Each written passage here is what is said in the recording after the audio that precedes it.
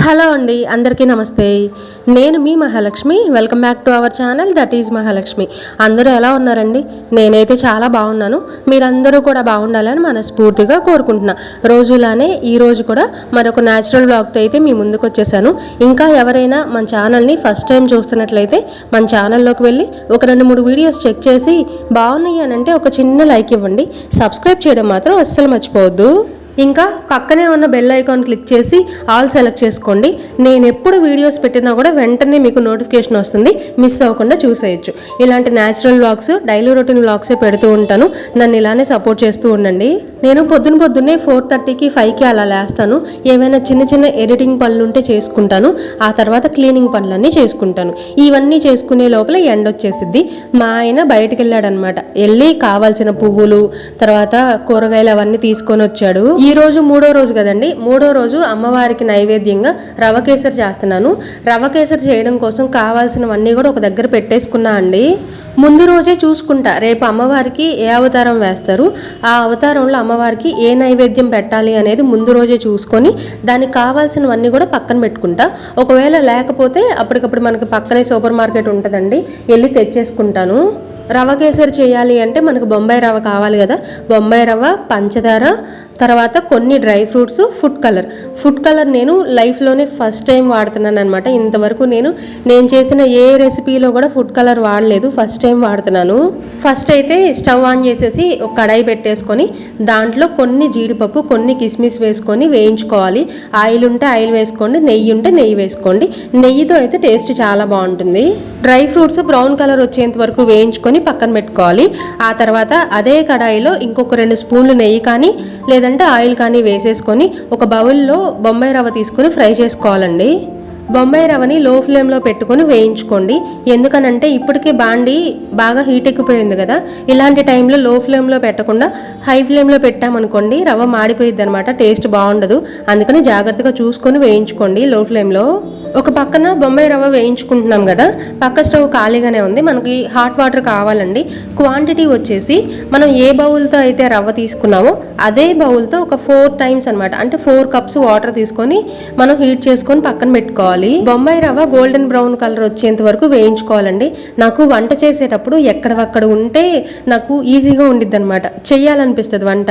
అందుకని చెప్పేసి ఎప్పుడైతే వంట అంటే ఇప్పుడు వాటర్ బాటిల్తో పని లేదు, పక్కన పెట్టేశాను. డ్రై ఫ్రూట్స్ అవి బాక్సెస్ ఉన్నాయి కదా, ఆ బాక్సెస్తో పని లేదు. డ్రై ఫ్రూట్స్ స్టోర్ చేసుకునే బాక్సెస్ అవి కావాల్సినవి తీసేసుకొని వాటిని పక్కన సర్దేసుకున్నాను.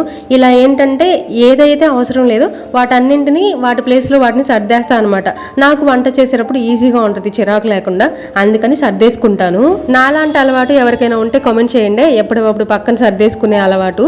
తర్వాత బొంబాయి రవ్వ ఫ్రై అయిపోయిందండి. దాంట్లో మనం హాట్ వాటర్ పెట్టుకున్నాం కదా పక్కన, ఆ వాటర్ కూడా పోసేసి కొంచెం ఉడకనివ్వాలి.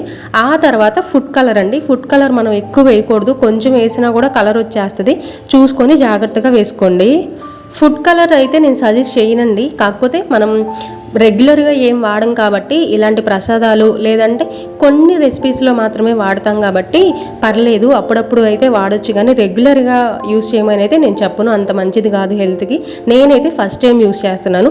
టేస్ట్ అయితే నాకు డిఫరెన్స్ ఏమీ తెలియలేదండి, బట్ కలర్ మాత్రమే డిఫరెన్స్ తెలిసింది. ఫుడ్ కలర్ వేసిన తర్వాత మిక్స్ చేసాం కదా, ఇప్పుడు మనం ఏ బౌల్తో అయితే రవ్వ తీసుకున్నామో అదే బౌల్తో షుగర్ కూడా తీసుకోవాలి. ఇంకో కొంచెం 1/2 కప్ ఎక్స్ట్రా కూడా తీసుకోవచ్చు మీ స్వీట్ తినేదాన్ని బట్టి. నేనైతే 1 కప్పు షుగర్కి 1 కప్పు బొంబాయి రవ్వ కలిపాను అంతే. ఎక్కువ తినేవాళ్ళు కొంచెం ఎక్కువ యాడ్ చేసుకోండి. షుగర్ మిక్స్ చేయకముందు రవ్వ కొంచెం గట్టిగా ఉండిద్దండి. మనం షుగర్ ఎప్పుడైతే వేస్తామో ఇలా కన్సిస్టెన్సీ కొంచెం లూజ్ అయ్యిద్ది అనమాట. ఆ తర్వాత మనం డ్రై ఫ్రూట్స్ కూడా మిక్స్ చేసుకొని కొంచెం దగ్గర పడేంత వరకు స్టవ్ మీదే ఉంచుకొని అలా ఉడకబెట్టుకోవాలండి. ఫైనల్గా లాస్ట్లో కొంచెం 1 స్పూన్ నెయ్యి వేసి దించేసుకోవడమే అనమాట. టేస్ట్ అయితే చాలా బాగుందండి. ఈరోజు అమ్మవారు నిండుగా ఉన్నారు కదా, పూలు ఎక్కువ పెట్టేశాను, అలంకరణ మంచిగా చేశాను. ఫస్ట్ డే పూజ చేసినప్పుడు మా ఆయన ఉన్నాడు, సెకండ్ డే లేడనమాట. ఈరోజు ఉన్నాడు కానీ పూజలో కూర్చోలేదు. అయితే నేను చేసే అలంకరణ మా ఆయనకి ఆనట్లేదంట. సరిగా చెయ్యట్లేదు, నువ్వు పూలు ఎక్కువ పెట్టు అని చెప్పేసి ఈరోజు చాలా పూలు తీసుకొని వచ్చాడు. నన్ను మొన్న కామెంట్స్లో ఒకళ్ళు అడిగారండి, ఉప్పు దీపం పెట్టుకోవచ్చా అని. పెట్టుకోవచ్చండి, ఎవరైనా పెట్టుకోవచ్చు. నేను నవరాత్రులు అంటే దుర్గాదేవి నవరాత్రులైనా, వారాహీదేవి నవరాత్రులైనా, శ్యామలాదేవి నవరాత్రులైనా, నేను ఎప్పుడు ఏ నవరాత్రులు చేసినా కూడా ఉప్పు దీపం పెట్టుకుంటాను. దీన్ని ఐశ్వర్య దీపం అంటారండి. అంతేకాకుండా కార్తీక మాసంలో నెలంతా పెట్టుకుంటాను. మామూలుగా నవరాత్రులప్పుడు 9 రోజులు ఎలా అయితే తీయకుండా పెట్టుకుంటానో అలాగే కార్తీక మాసంలో కూడా నెలంతా 4 వారాలు అసలు తీయనండి. 40 రోజులు తీయను. సోమవారం ఒకటే కాదు, 40 రోజులు కూడా ఆ ఉప్పు దీపం అలానే ఉంటుంది. పొద్దున సాయంత్రం దీపం పెట్టుకుంటాను. ఐశ్వర్య దీపం ఎవరైనా పెట్టుకోవచ్చండి. అంటే వీళ్ళ వరకే పెట్టుకోవాలి, వీళ్ళు పెట్టుకోకూడదు అలా ఏమీ ఉండదన్నమాట. పూజలు చేసే ప్రతి ఒక్కళ్ళు కూడా ఐశ్వర్య దీపం హ్యాపీగా పెట్టుకోవచ్చు. అయితే ఎలా పెట్టుకోవాలి అనేది మీకు కావాలి అంటే ఏదో ఒక షార్ట్ రూపంలో అయినా చెప్తానండి. ఇప్పుడు నేను ఆల్రెడీ పెట్టేసి ఉన్నాను కదా, నవరాత్రులు అయిపోయిన తర్వాత అయినా పెట్టేటప్పుడు చెప్తాను. లేదు అంటే మీకు చెప్తే అర్థమైంది అంటే ప్రాసెస్ అంతా చూపించకుండా జస్ట్ ఏదైనా వీడియోలో ఇన్ఫర్మేషన్ ఇవ్వమన్నా కూడా ఇస్తాను. నాకు తెలిసింది మీతో షేర్ చేయడానికి నాకు ఏమాత్రం అభ్యంతరం లేదండి, చక్కగా షేర్ చేస్తాను. నాకు కూడా ఎవరైనా చెప్తేనే కదా తెలిసింది, నాకు కూడా అంతకుముందు తెలియదు కదా. అలాగే నాకు తెలిసింది చెప్పడానికి ఎలాంటి మొహమాటం లేదండి. నేను చెప్తాను, నాకు ఏ ప్రాబ్లం లేదు చెప్పడానికి. 3 రోజుల నుంచి పూజ చేస్తున్నాను కదా, 3 రోజుల నుంచి అమ్మవారికి అలంకరణ చేస్తున్నాను కదా, కానీ ఈ రోజే ఎందుకనో నాకు చాలా అందంగా కనిపిస్తుంది.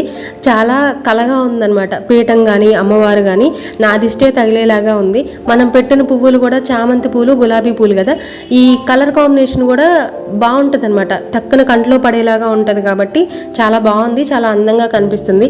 మీకు ఎలా ఉంది అనేది కామెంట్ చేయండి. అందంగా ఉందా లేదా, అలంకరణ ఎలా ఉంది అనేది కామెంట్ చేయండి.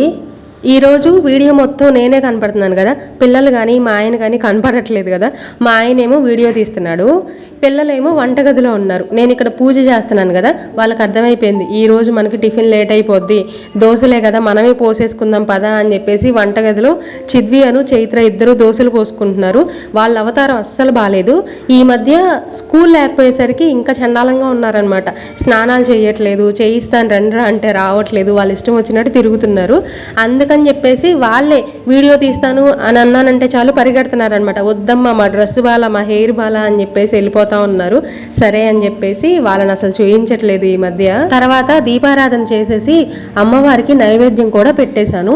మీ అందరికీ తెలిసిన విషయం, నేను ప్రతిసారి ఇప్పటికే ఒక 10-15 వీడియోస్లో చెప్పేసి ఉంటాను ఇంట్లో ధూపం వేస్తాను అని చెప్పేసి. అంటే రెగ్యులర్గా చేసే పనే కాబట్టి వీడియోస్లో ధూపం వేయడము, ఇల్లంతా పొగ చూయించడము అనేది వీడియోస్లో కనపడుతూనే ఉంటుంది కాబట్టి మరి జరుగుతూ ఉంది కదండి. అందుకే మీకు చాలాసార్లు చెప్పాను, ఇప్పుడు కూడా చెప్తున్నా. మళ్ళీ ఇల్లంతా పొగేసేసానండి. చూస్తుండగానే దసరా నవరాత్రుల్లో 3 రోజులు అయిపోయినాయండి. రేపు 4వ రోజు. రేపు ఫుల్ వీడియో పెడతానో లేదో తెలియదండి. ఎందుకనంటే ఆల్రెడీ నేను షార్ట్స్లో మీకు అప్డేట్ ఇచ్చాను కదా, మా 10th క్లాస్ ఫ్రెండ్స్ అందరినీ కూడా 17 సంవత్సరాల తర్వాత మీట్ అవ్వబోతున్నాం, గెట్ టుగెదర్ ప్లాన్ చేసుకున్నాము అని చెప్పేసి. ఈ హడావిడిలో మేబీ నేను కుదరకపోవచ్చండి, వీడియో పెట్టలేకపోవచ్చు. పెడితే హ్యాపీ, పెట్టగలిగితే హ్యాపీ. ఒకవేళ పెట్టలేకపోయినా షార్ట్ అయినా మీకు అప్డేట్ ఇస్తానండి, నేను ఎలా పూజ చేసుకున్నాను అనేది చిన్న షార్ట్ రూపంలో అయినా కూడా మీకు అప్డేట్ ఇస్తాను 4th డే. ఒకవేళ అన్నీ కుదిరి టైం సెట్ అయితే ఫుల్ వీడియోనే తీస్తానండి, మీతో షేర్ చేస్తాను. ఎందుకని చెప్తున్నానంటే డౌట్గా పిల్లలు కూడా ఉన్నారండి. నేను పిల్లల్ని చూసుకొని ఇంట్లో పనులు చూసుకొని పూజ చేసుకొని మళ్ళీ షూటింగ్స్ ఇవన్నీ చూసుకొని మళ్ళీ 9 కల్లా ఫంక్షన్కి అటెండ్ అవ్వాలి అంటే నాకు అసలు సెట్ అవ్వదండి టైము. అందుకనే ఆలోచిస్తున్నాను, నాకే డౌట్గా ఉంది ఇన్ని పనులు అవుతాయా లేదా అని చెప్పేసి. ఒకవేళ కుదిరితే మాత్రం డెఫినెట్గా ఫుల్ వీడియో మీతో షేర్ చేస్తాను. తర్వాత ధూపం వేస్తున్నాను కానీ పొగ ఎందుకో సరిగా రావట్లేదండి, సరిగ్గా అంటుకున్నట్లేదు. అందుకని చెప్పేసి హ్యాండ్తో ఇలా అన్నామనుకోండి, ఊపామనుకోండి, ఆ గాలికి నిప్పు రవ్వ రగులుకుంటుంది అనమాట, కొంచెం పొగ వస్తుంది. అందుకని చెప్పేసి అలా అన్నాను, పొగ కూడా వచ్చింది. ఇంక ఇల్లంతా ధూపం వేసేసి అమ్మవారి దగ్గరకు వచ్చి కూర్చున్నాను. చెప్పాను కదా పొద్దున్నే లలితా సహస్రనామం చదువుకుంటాను అని, కానీ ఈరోజు అష్టోత్తరం చదువుకున్నా అండి. లలితా సహస్రనామం చదువుకునే టైం లేదు, నేను కొంచెం బయటికి వెళ్ళాల్సిన వర్క్ ఉంది, అందుకని చెప్పేసి అష్టోత్తరం చదువుకున్నాను. అష్టోత్తరం చదువుకున్న తర్వాత కొబ్బరికాయ కొట్టేసి హారతి ఇచ్చేసి అమ్మవారి పూజ అయితే ముగించేశానండి. ఇలా నా 3వ రోజు అమ్మవారి పూజ అయితే కంప్లీట్ చేసుకున్నాను.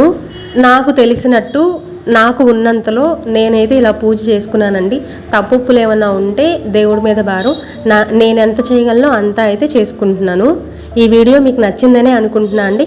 ఈ వీడియో మీకు నచ్చితే చిన్న లైక్ ఇవ్వండి. మీ ఫ్రెండ్స్ అండ్ ఫ్యామిలీ మెంబర్స్కి షేర్ చేయండి. అలా చేయడం వల్ల ఈ వీడియో ఇంకొంతమందికి రీచ్ అవ్వడానికి, ఇంకొంచెం ఎక్కువ వ్యూస్ రావడానికి అవకాశం ఉంటుంది. కాబట్టి మీ అందరి సపోర్ట్ నాకు ఉంటుంది అని నేను కోరుకుంటున్నా అండి. ఇవాళకి ఇంతే అండి. మరొక వీడియోతో మళ్ళీ కలుస్తా. బాయ్.